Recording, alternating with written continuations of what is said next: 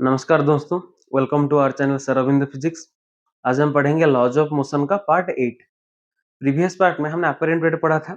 एक लिफ्ट के अंदर एक पर्सन हो या फिर एक ऑब्जेक्ट हो, जब लिफ्ट के साथ मूव करेंगे तब उनके एक्चुअल वेट में क्या डिफरेंस होगा, उनका अपरेंट वेट क्या होगा, ये पढ़ा था।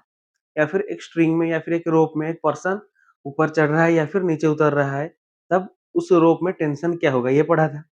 आज हम स्प्रिंग फोर्स के बारे में पढ़ेंगे। ठीक है, उसके कुछ केसेस देखेंगे। अगर उसको कट करेंगे तो क्या होगा, उसके कनेक्शन के बारे में देखेंगे। तो चलिए शुरू करते हैं आज का टॉपिक, स्प्रिंग फोर्स। तो स्प्रिंग फोर्स क्या होता है? Spring force is the resistive force developed in A spring when its length is changed. एक जनरल स्टेटमेंट है। इसका मतलब क्या है? जब एक स्प्रिंग का लेंथ चेंज होता है, मतलब देखिए यहाँ पे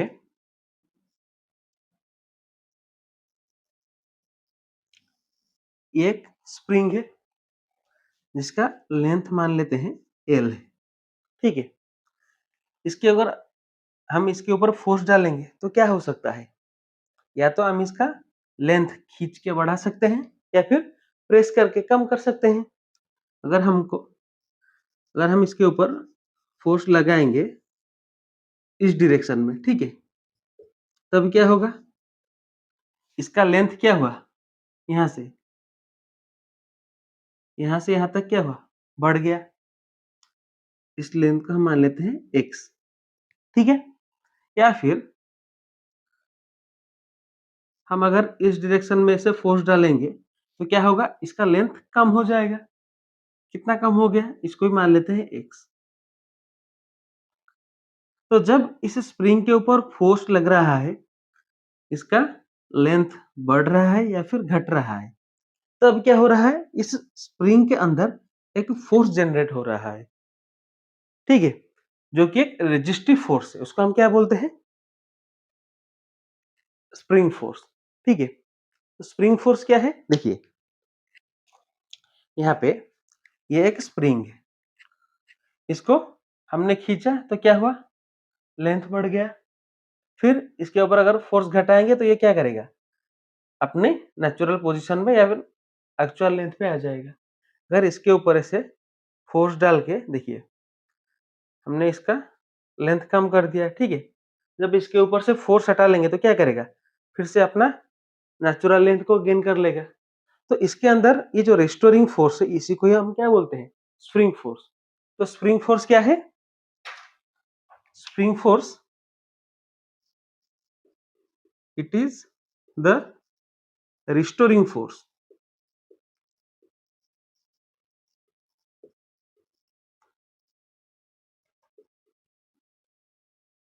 exerts by the spring to regain its equilibrium length या नॉर्मल लेंथ। ये क्या है? स्प्रिंग का इक्विलिब्रियम लेंथ। ठीक है, जब इसके ऊपर फोर्स लगा तो इसका लेंथ बढ़ गया, या फिर इस डायरेक्शन में लगा तो लेंथ कम हो गया। फिर क्या हुआ? इसके अंदर जो रिस्टोरिंग फोर्स था, ये क्या किया? जब बाहर का फोर्स हमने हटा दिया तो फिर इसने अपना इक्विलिब्रियम लेंथ गेन कर लिया, अपना एक्चुअल लेंथ को गेन कर लिया। तो ये जो फोर्स है, ये क्या है? Spring force. तो यहाँ पे ये जो एक्स, ये जो डिस्प्लेसमेंट हुआ यहाँ पे अंदर की तरफ या फिर बाहर की तरफ, इसके साथ इस रिस्टोरिंग फोर्स का क्या रिलेशन है? जो रिस्टोरिंग फोर्स है, this is directly proportional to x. ठीक है, यानी कि ये जितना होगा ये भी उतना ही होगा। जितना ज्यादा हम, देखिए इसको हम जैसे जितना ज्यादा खींचेंगे उतना ही ज्यादा इसमें रिस्टोरिंग फोर्स जनरेट होगा, उतना ज्यादा ऐसे जल्दी जाएगा। जितना कम खींचेंगे उतना कम फोर्स जनरेट होगा। ठीक है, तो restoring force is directly proportional to x. और यहाँ पे क्या मिसिंग है? Negative sign. क्यों? क्योंकि देखिए यहाँ पे हम ऐसे खींच रहे हैं, एक्चुअल लेंथ इस डायरेक्शन में जा रहा है फोर्स। ठीक है, जब रिस्टोरिंग फोर्स लगेगा तो कहाँ होगा? एक्स इस डायरेक्शन में है, रिस्टोरिंग फोर्स ऑपोजिट में लगेगा। देखिए यहां से इस डायरेक्शन में है एक्स डिस्प्लेसमेंट, उसके ऑपोजिट में लग रहा है क्या, रिस्टोरिंग फोर्स। तो रिस्टोरिंग फोर्स क्या होगा, डायरेक्टली प्रोपोर्शनल टू एक्स, लेकिन यहाँ पे माइनस साइन रहेगा, माइनस एक्स, यानी कि डायरेक्शन उल्टा होगा उसका। तो ये किसको फॉलो करता है, हुक्स लॉ को फॉलो करता है। हुक्स लॉ क्या बोलता है, stress is directly proportional to strain, यानी कि एक ऑब्जेक्ट के अंदर जब फोर्स लगता है उसके ऊपर, तो उसके अंदर जो रेजिस्टिव फोर्स डेवलप होता है वो डायरेक्टली प्रोपोर्शनल टू क्या है, स्ट्रेन से। स्ट्रेन क्या है, जो डिफॉर्म होता है उसके बॉडी में फोर्स के वजह से, ठीक है। तो एफ क्या हो जाएगा, F is equal to minus a x. जो माइनस के है क्या है, ये है स्प्रिंग कांस्टेंट और स्टिफनेस कांस्टेंट, लिख लीजिए। समझ में आ गया, ये स्प्रिंग का एक्चुअल लेंथ, इसके ऊपर फोर्स लगते ही इसका लेंथ बढ़ सकता है या फिर घट सकता है, ठीक है। तो जितना लेंथ घटा या फिर बढ़ा उसको बोलते हैं क्या, x displacement, that is directly proportional to restoring force और स्प्रिंग फोर्स। तो स्प्रिंग फोर्स क्या है, F is equal to minus k x. K क्या है, स्प्रिंग कांस्टेंट, ठीक है। एफ क्या है, स्प्रिंग फोर्स, लिख लीजिए, ठीक है। देखिए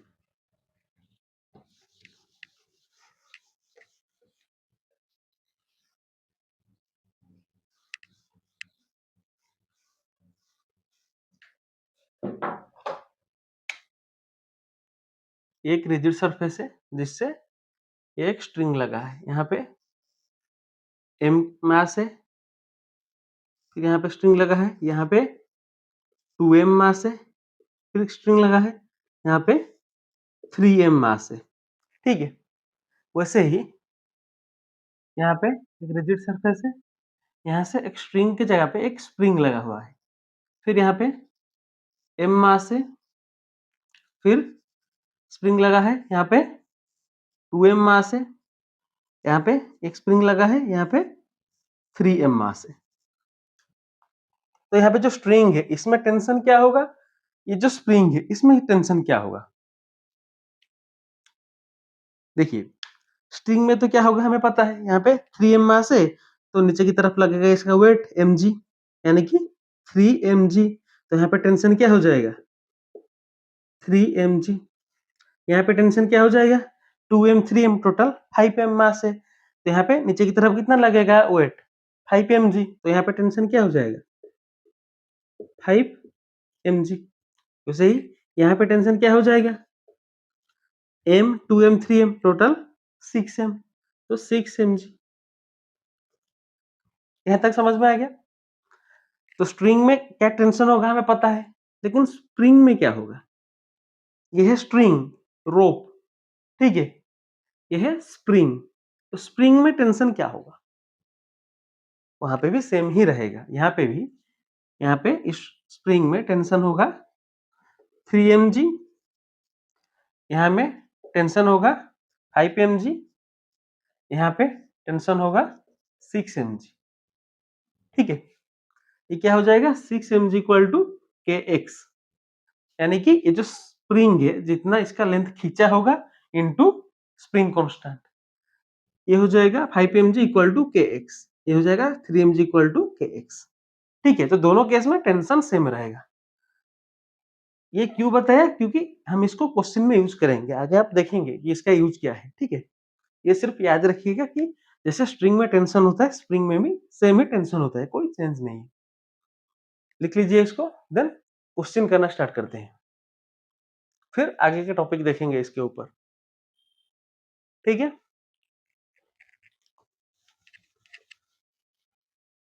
क्वेश्चन नंबर 1 क्या है, फाइंड एक्स, यानी कि यहाँ पे हमें एक्स निकालना है।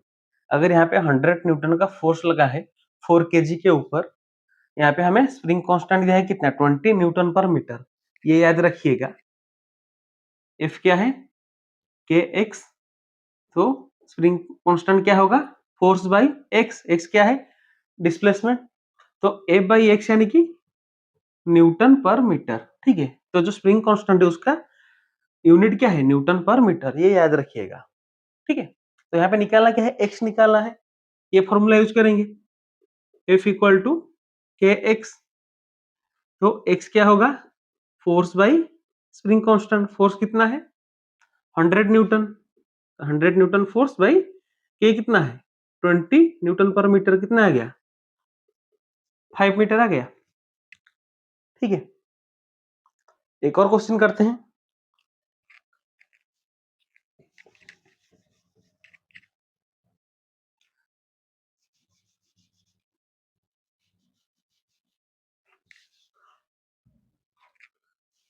तो क्वेश्चन नंबर 2, यहाँ पे फोर्स को सेम रखते हैं, इसको कर देते हैं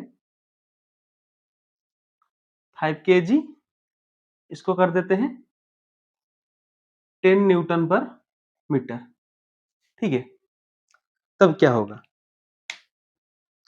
तब x क्या होगा, खुद से ट्राई कीजिए, क्या हो जाएगा F इक्वल टू के एक्स, एक्स क्या होगा फोर्स बाई के, फोर्स कितना है 100, के कितना है 10, तो कितना आ जाएगा 10 मीटर आ जाएगा x।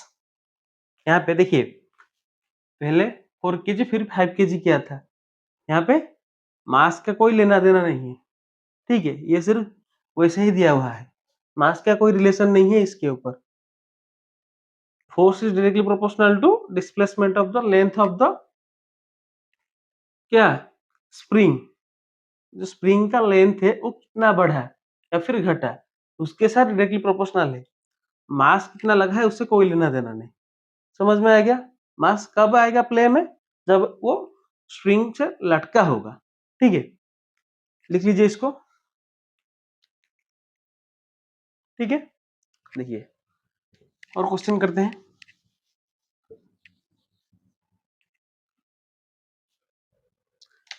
क्वेश्चन नंबर 3, यहाँ पे भी फाइंड एक्स। ठीक है, यहाँ पे एक स्प्रिंग है जिससे लटका हुआ है 5 kg का मास, यहाँ पे स्प्रिंग कांस्टेंट है 2 न्यूटन पर मीटर। अब इसको कीजिए, यहाँ पे हमारा जो मास है वो आएगा प्ले में, इसको कैसे करेंगे, बताया था इसको कि यहाँ पे जो ये स्प्रिंग है इसमें टेंशन क्या होगा जो स्ट्रिंग में होता था, यानी कि नीचे की तरफ जो वेट लग रहा है वही, यहाँ पे नीचे की तरफ वेट कितना लग रहा है, mass into acceleration due to gravity mg, mass कितना है 5, acceleration due to gravity 10 metre पर सेकंड स्क्वायर, कितना आ गया 50 न्यूटन। तो हमें स्प्रिंग में टेंशन आ गया कितना 50 न्यूटन, तो 50 न्यूटन इज इक्वल टू के एक्स। यहाँ पे जो टेंशन यही क्या है रिस्टोरिंग फोर्स। ठीक है, तो 50 इक्वल टू के एक्स, तो एक्स क्या हो जाएगा 50 बाई के कितना है 2 न्यूटन पर मीटर, यानी कि 25 मीटर आ गया। समझ में आ गया। एक और क्वेश्चन करते हैं ऐसा, आप ट्राई कीजिए खुद से।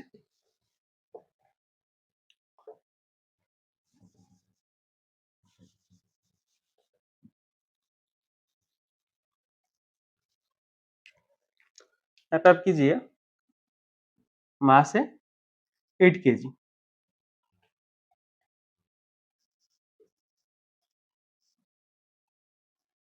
स्प्रिंग कांस्टेंट को सेम रखते हैं। क्वेश्चन नंबर 4, ठीक है, इसको कीजिए खुद से। अब x क्या होगा, ठीक है, यहाँ पे नीचे की तरफ लग रहा है कितना वेट mg, यानी कि 8g, दैट इज 80 न्यूटन। तो यहाँ पे टेंशन क्या हो जाएगा 80 न्यूटन इक्वल टू के एक्स, तो x कितना हो जाएगा 80 बाई के कितना है 2, तो 80 बाई 2 दैट इज 40 मीटर। ठीक है, तो यहाँ पे x कितना आ गया 40 मीटर। तो इस तरह के केस में हमारा जो मास है वो यूज में आएगा, लेकिन अगर सरफेस के ऊपर है तो वहां पे मास कंसीडर नहीं करेंगे। ठीक है, अभी हम पढ़ते हैं कनेक्शन ऑफ स्प्रिंग। ठीक है,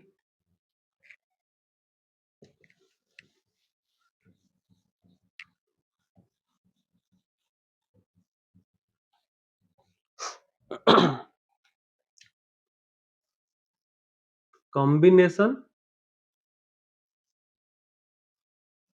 of spring. Combination of spring क्या है? देखिए, आप 12th में पढ़ेंगे इलेक्ट्रोस्टैटिक्स में रेजिस्टेंस का पैरेलल सीरीज कॉम्बिनेशन। वैसे ही यहाँ पे हम स्प्रिंग का दो तरह का कॉम्बिनेशन करेंगे, एक सीरीज कॉम्बिनेशन, दूसरा पैरेलल कॉम्बिनेशन। फर्स्ट क्या है? सीरीज कॉम्बिनेशन, यानी कि एक दूसरे से एंड जुड़े होंगे। यानी कि देखिए, ऐसे ये एक स्प्रिंग है, ये दूसरा, फिर ये तीसरा, एक लाइन में ऐसे कनेक्टेड होंगे। तो इसका स्प्रिंग कांस्टेंट K1, इसका K2, इसका K3। तो यहाँ पे इफेक्टिव स्प्रिंग कांस्टेंट क्या हो जाएगा? 1/K। इफेक्टिव क्या हो जाएगा? 1/K1 plus 1/K2 plus 1/K3। ठीक है, यहाँ पे सिंपल आपको ये फॉर्मूला याद रखना है, इससे क्वेश्चन सॉल्व हो जाएगा। अगर पैरेलल कॉम्बिनेशन, पैरेलल कॉम्बिनेशन क्या है?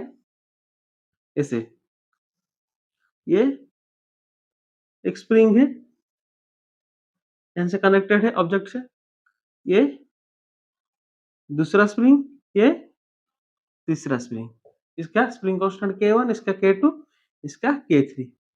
तो यहाँ पे इफेक्टिव स्प्रिंग कांस्टेंट क्या होगा? K1 plus K2 plus K3। यहाँ पे डायरेक्ट सम कर रहे हैं, यहाँ पे रेसिप्रोकल लेके उसको सम करेंगे। तो इसके ये लिख लीजिए, याद कर लीजिए, इसके ऊपर क्वेश्चंस करते हैं। ठीक है, करते हैं इसके ऊपर क्वेश्चंस।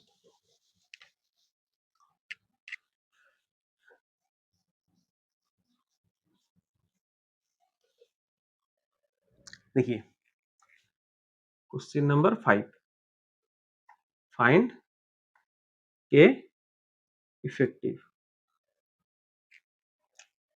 तो फर्स्ट ये कीजिए,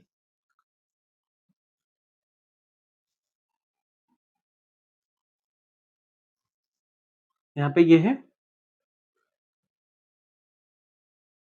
5 न्यूटन पर मीटर, ये है 10 न्यूटन पर मीटर। तो यहाँ पे आपको के इफेक्टिव निकालना है। कैसे करेंगे? सीरीज का फॉर्मूला यूज करेंगे। क्या? 1/के effective is equal to 1/K1 यानी कि 5 प्लस 1/K2 यानी कि 10। तो कितना हो जाएगा? ये आ गया नीचे 10, ये ऊपर आ गया 2 1 3/10। ठीक है, तो ये क्या आंसर आ गया? नहीं, लेकिन हम के इफेक्टिव ऊपर ऊपर ले जाएंगे क्योंकि हमें चाहिए क्या? के इफेक्टिव। तो के इफेक्टिव क्या हो जाएगा? 10/3 यानी कि 3.33 न्यूटन पर मीटर। यह गया अपना क्या? Effective spring constant. एक और क्वेश्चन करते हैं ऐसा। ठीक है,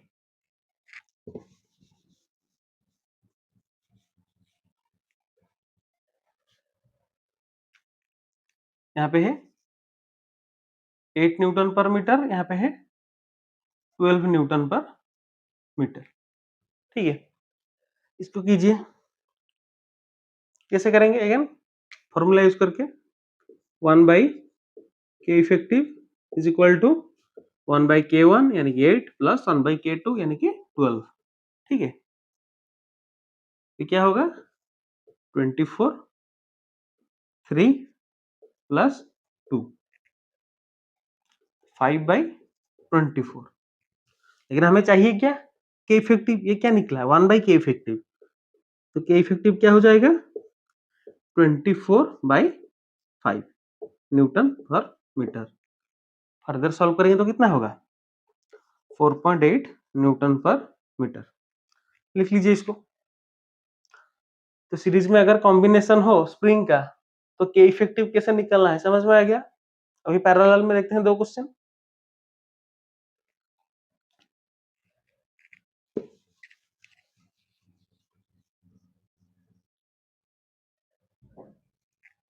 क्वेश्चन नंबर 6, फाइंड के इफेक्टिव।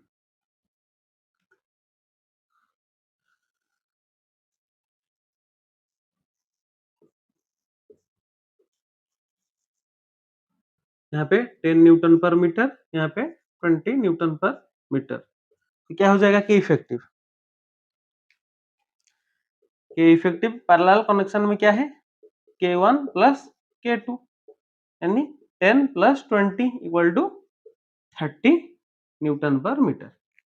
ठीक है, अगर यहाँ पे 20 न्यूटन पर मीटर, यहाँ पे 60 न्यूटन पर मीटर है, तो क्या होगा वही K1 प्लस K2 कितना 20 प्लस 60 दैट इज 80 न्यूटन पर मीटर।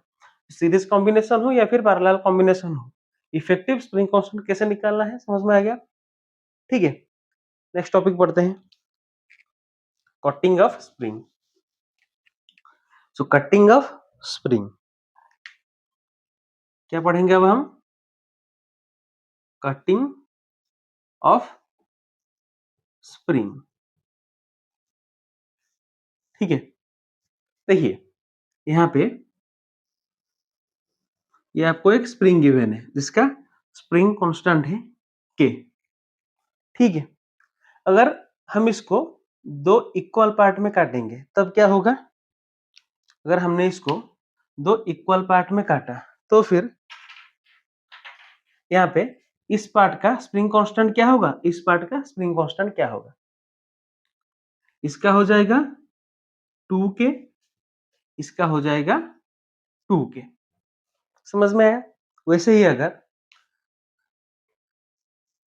सेम स्प्रिंग है जिसका स्प्रिंग कांस्टेंट है k, उसको हमने दो यहाँ पे 1 2 3 4 चार पार्ट में काटा, तब ये जो चार पार्ट है इनका स्प्रिंग कांस्टेंट क्या हो जाएगा, इनका स्प्रिंग कांस्टेंट हो जाएगा 4k 4k 4k 4k। ठीक है, वैसे ही अगर एक और स्प्रिंग है जिसका स्प्रिंग कांस्टेंट है 5k। ठीक है, उसको हमने 1 2 3 4, ठीक है, चार पार्ट में काटा, तब क्या होगा हर एक पार्ट का स्प्रिंग कांस्टेंट क्या हो जाएगा, इसका स्प्रिंग कांस्टेंट हो जाएगा 20k 20k 20k 20k। देखिए यहाँ पे क्या है सीरीज में कनेक्शन है, इसका अगर हम इफेक्टिव स्प्रिंग कांस्टेंट निकालेंगे तो क्या आएगा 1/2k plus 1/2k that is 2/2k। के इफेक्टिव क्या होगा k, ये 1/k इफेक्टिव कितना है 2/2k, तो के इफेक्टिव कितना आ गया k आ रहा है। यहाँ पे भी अगर हम ये क्या है सीरीज में है, इसका अगर के इफेक्टिव निकालेंगे तो क्या होगा 1/k effective equal to 1/4k plus 1/4k plus 1/4k plus 1/4k, कितना आ गया 4/4k, यानी कि 1/k। तो के इफेक्टिव क्या होगा के, यहाँ पे कितना है के है हमारा स्प्रिंग कांस्टेंट। वैसे यहाँ पे अगर यहाँ पे निकालेंगे तो क्या होगा 1/20k plus 1/20k plus 1/20k plus 1/20k, ये क्या है 1/k effective is equal to कितना है 4/20k, तो के इफेक्टिव कितना आ गया 5k। तो यहाँ पे के इफेक्टिव कितना है के, यहाँ पे के, यहाँ पे 5k।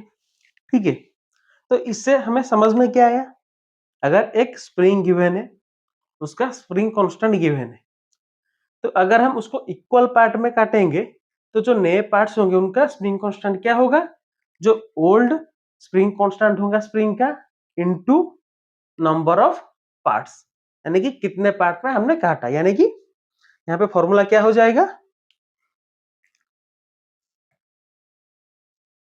के न्यू, यहाँ पे लिख लेते हैं के न्यू, यानी कि जो इक्वल पार्ट में काटा इसको हम बोलते हैं, इसके जो ये स्प्रिंग कांस्टेंट है इसको हम बोलते हैं क्या, के न्यू, सबका सेम होगा, इक्वल पार्ट में काटा तो ये क्या होगा, k new equal to n into k old, k old यानी कि जो स्प्रिंग का स्प्रिंग कांस्टेंट गिवन है वो, के न्यू यानी कि इक्वल पार्ट में कितने पार्ट में जो डिवाइड किया हर एक पार्ट का स्प्रिंग कांस्टेंट, ये है हमारा फॉर्मूला। एन क्या है, नंबर ऑफ पार्ट्स, कितने इक्वल पार्ट्स में हमने काटा, याद रखिएगा हमेशा ये किसके लिए है, इक्वल पार्ट्स के लिए, अनइक्वल के लिए नहीं है। अनइक्वल के लिए क्या फॉर्मूला है उसको देखते हैं, लिख लीजिए इसको, यहाँ पे हमने ये फॉर्मूला यूज किया है ना, यहाँ पे ओल्ड कितना था, के गिवन था, काटा कितने पार्ट में, दो पार्ट में, तो एन कितना है, to, two into k old यानी कि टू इंटू के कितना, टू के, यहाँ पे फोर पार्ट में काटा तो फोर इंटू के ओल्ड कितना है, फोर के, समझ में आ गया, कितने पार्ट में काटा इंटू ओल्ड और जो गिवन स्प्रिंग का कांस्टेंट है is equal to the new spring constant, जो छोटा छोटा पार्ट में हमने डिवाइड किया उसका स्प्रिंग कांस्टेंट, लिख लीजिए, ठीक है। देखिए ये इक्वल पार्ट के लिए था, जब इक्वल पार्ट ना होगा तब क्या होगा, देखिए यहाँ पे ये एक स्प्रिंग है, इसको हमने एक तरफ एक्स पार्ट में काटा, दूसरी तरफ वाई, ठीक है, इतना पोर्शन कितना है एक्स, इतना पोर्शन कितना है वाई, ये क्या है, लेंथ है इसका, इतना लेंथ है एक्स, इतना लेंथ है वाई, टोटल स्प्रिंग कांस्टेंट है इसका के, तो फिर इस पार्ट का स्प्रिंग कांस्टेंट क्या होगा, इस पार्ट का स्प्रिंग कांस्टेंट क्या होगा, कैसे निकालेंगे, इसका एक फॉर्मूला है कौन सा, इस पार्ट का spring constant K1 is equal to k into x plus y, यानी कि टोटल लेंथ बाई इस पार्ट का लेंथ एक्स,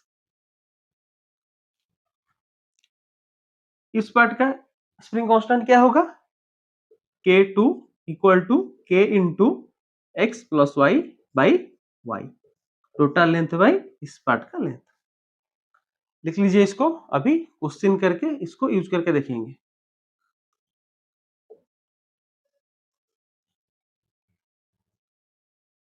ठीक है। एक क्वेश्चन करते हैं इसके ऊपर, क्वेश्चन नंबर 7 गिवन क्या है, a spring having spring constant k cot into ratio 2:3, what will be new spring constant, यानी कि यहाँ पे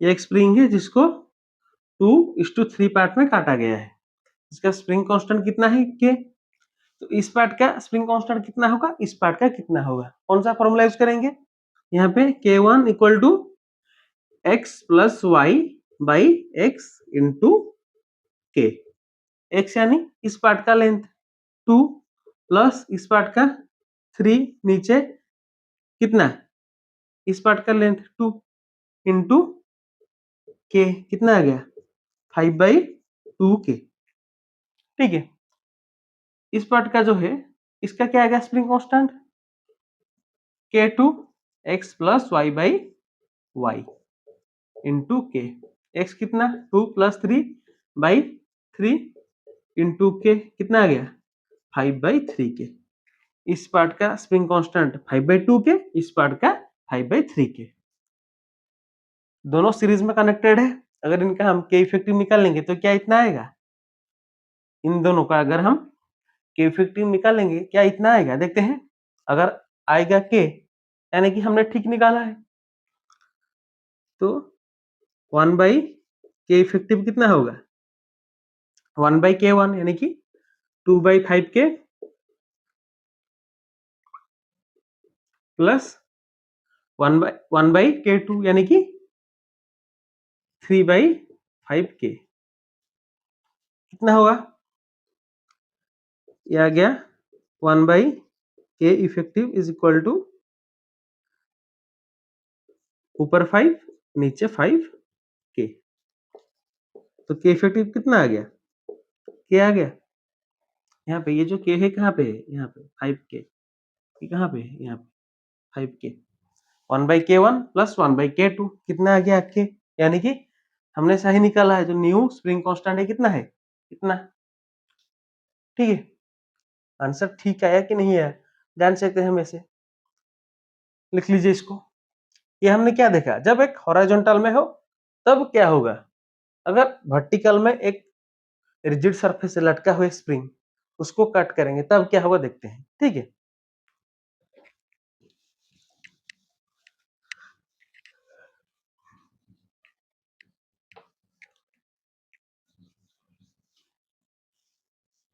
देखिए फर्स्ट यहाँ पे एक स्ट्रिंग का देखते हैं, फिर स्प्रिंग का देखेंगे, कंपेयर करके देखेंगे। तो यहाँ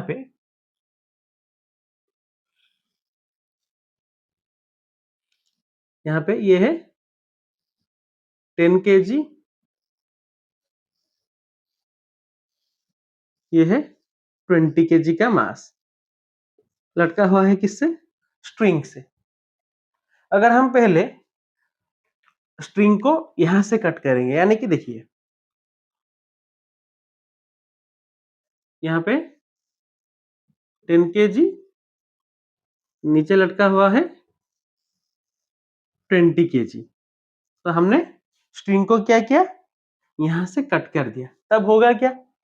पहले जब ये यहाँ पे स्ट्रिंग लगा हुआ है, यहाँ पे नीचे की तरफ कितना है इसका वेट? 20g यानी कि 200 न्यूटन। तो यहाँ पे टेंशन 200 न्यूटन, यहाँ पे tension 10 plus 20 30 into acceleration due to gravity 10 metre पर सेकेंड स्क्वायर 300 न्यूटन। इस स्ट्रिंग में टेंशन था 200 न्यूटन, इस स्ट्रिंग में टेंशन था 300 न्यूटन। ठीक है, लेकिन जब हमने यहाँ पे कट किया तब क्या हुआ? ये तब करेंगे क्या? और इस स्ट्रिंग में तब टेंशन क्या होगा? अगर हमने यहां से कट कर दिया तो दोनों ही नीचे की तरफ जी एक्सेलरेशन से मूव करेंगे, यानी कि एक्सेलरेशन ड्यू टू ग्रेविटी जो होता है उस एक्सेलरेशन से नीचे की तरफ मूव करेंगे। तो अगर दोनों एक साथ सेम एक्सेलरेशन से मूव कर रहे हैं तब यहाँ पे इस जो स्ट्रिंग है इसमें टेंशन क्या हो जाएगा? जीरो हो जाएगा, क्योंकि दोनों ही साथ में मूव कर रहे हैं, इस स्ट्रिंग में कुछ टेंशन ही नहीं है। ठीक है, वैसे ही अगर हमने यहाँ पे कट किया, अगर हमने यहाँ पे कट किया तो क्या होगा?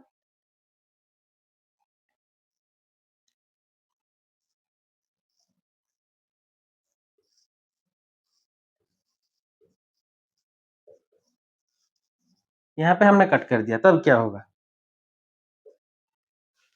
ये अपना नीचे गिर जाएगा एक्सेलरेशन ड्यू टू ग्रेविटी जी से। तब इस स्ट्रिंग में टेंशन होगा इसका वेट, यानी कि 10 into acceleration due to gravity 100 newton. समझ में आ गया? ये क्या होगा जब एक स्ट्रिंग से कनेक्टेड है। अगर यहाँ पे स्ट्रिंग की जगह पे स्प्रिंग हो तब क्या होगा? देखिए अगर यहाँ पे ये स्प्रिंग है,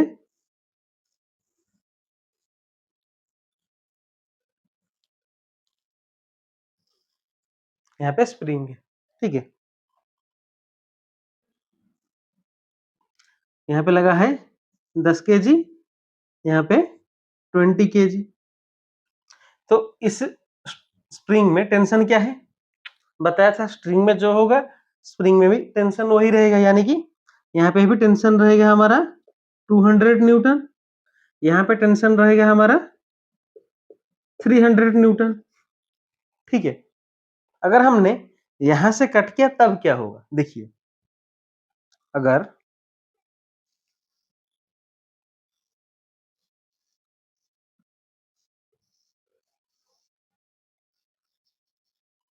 हमने यहाँ पे 10 kg है, यहाँ पे 20 kg है, अगर हमने इस पार्ट से कट किया तब होगा क्या?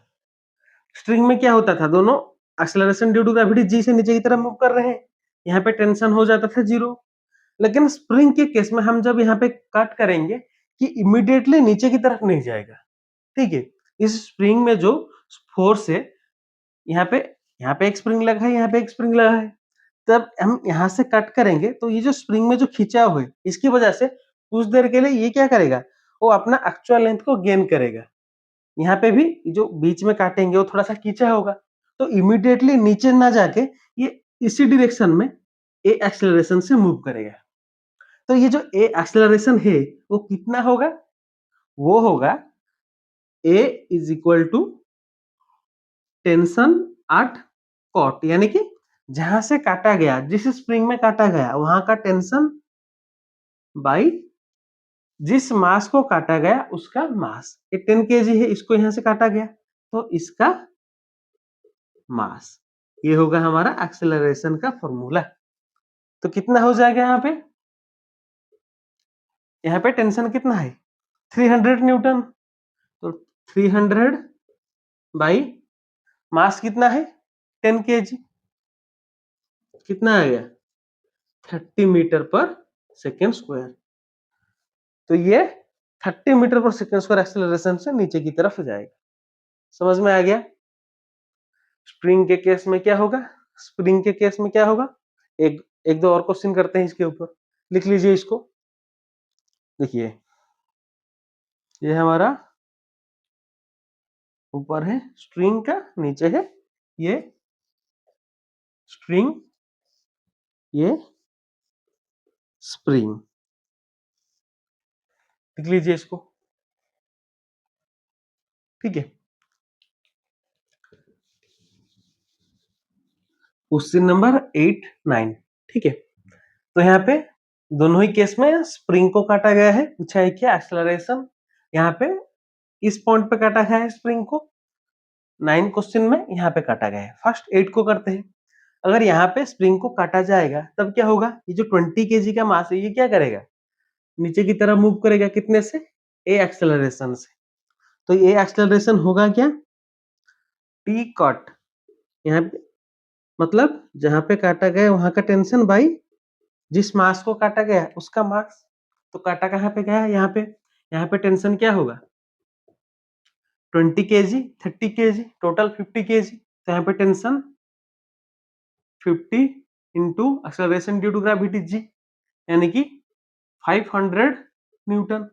मास कितना है यहाँ पे 20 kg, तो यहाँ पे क्या हो गया 500 बाई 20, कितना होगा 25 मीटर पर सेकेंड स्क्वायर। तो 20 kg का जो मास है ये 25 मीटर पर सेकेंड स्क्वायर से नीचे की तरफ आएगा, ठीक है। देन क्वेश्चन 9, यहाँ पे इस पॉइंट पे काटा गया, तब क्या होगा, अगर हम यहाँ पे काट देंगे तो ये क्या नीचे की तरफ आएगा, नहीं, ऊपर तो लटका हुआ है ना, तो ये ऊपर की तरफ जाएगा। अगर यहाँ से एक मास नीचे लटका हुआ है, यहाँ पे इसको हमने काट दिया, तो ये क्या करेगा, यहाँ पे स्प्रिंग के ऊपर थोड़ा सा फोर्स लग रहा है वो नीचे की तरफ। अगर यहाँ से कट हो गया तो ये क्या करेगा, अपना जो एक्चुअल लेंथ है उससे थोड़ा और पास चला जाएगा, क्योंकि इसके ऊपर नीचे की तरफ वेट थोड़ा कम हो गया। तो ये जो 10 kg का मास है क्या करेगा, ऊपर की तरफ जाएगा, कितने से, ए एक्सेलरेशन से, जिसको हम निकालेंगे। कैसे आएगा, a is equal to, simple formula क्या है, टेंशन एट कट बाई जिस मास को काटा गया, ठीक है। तो यहाँ पे टेंशन कितना है कट की जगह पे, यहाँ पे 15 kg है, नीचे लग रहा है वेट कितना 15 इंटू जी, यानी कि 150 न्यूटन।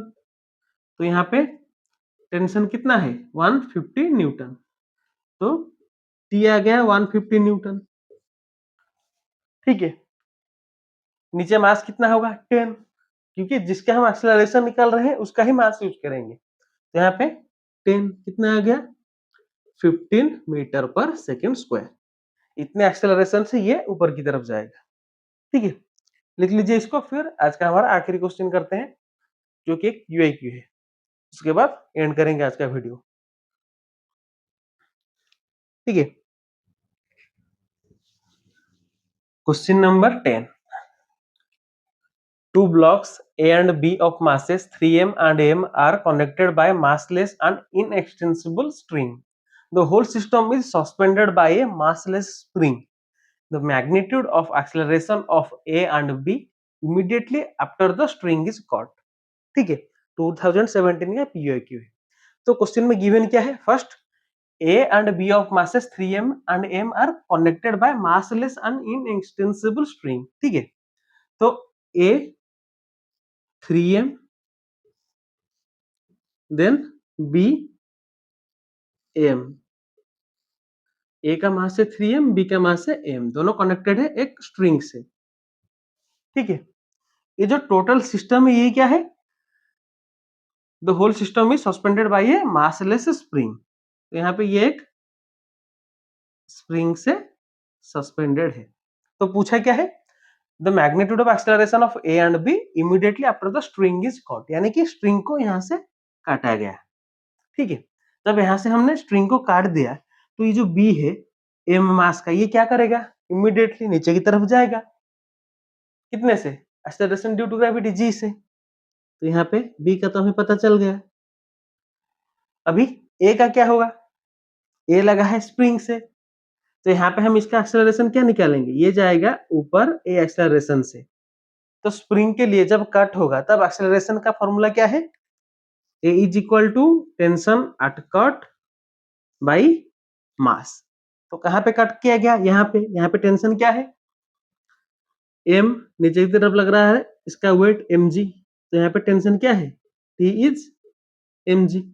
तो जहाँ पे काटा गया वहां पे टेंशन कितना है, mg। मास कितना है, कितना मास के जगह पे काटा गया 3m, इसके लिए हमें एक्सेलरेशन चाहिए, तो यहाँ पे मास आ गया 3m, m कैंसिल, एक्सेलरेशन आ गया g/3। तो ए क्या करेगा, g/3 एक्सेलरेशन से ऊपर की तरफ मूव करेगा, बी क्या करेगा, g एक्सेलरेशन से नीचे की तरफ मूव करेगा। कौन सा ऑप्शन, ऑप्शन ए। समझ में आ गया, लिख लीजिए इसको। ठीक है, तो इसी के साथ आज का हमारा वीडियो खत्म करते हैं।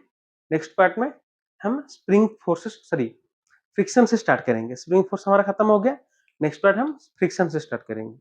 Thanks for watching.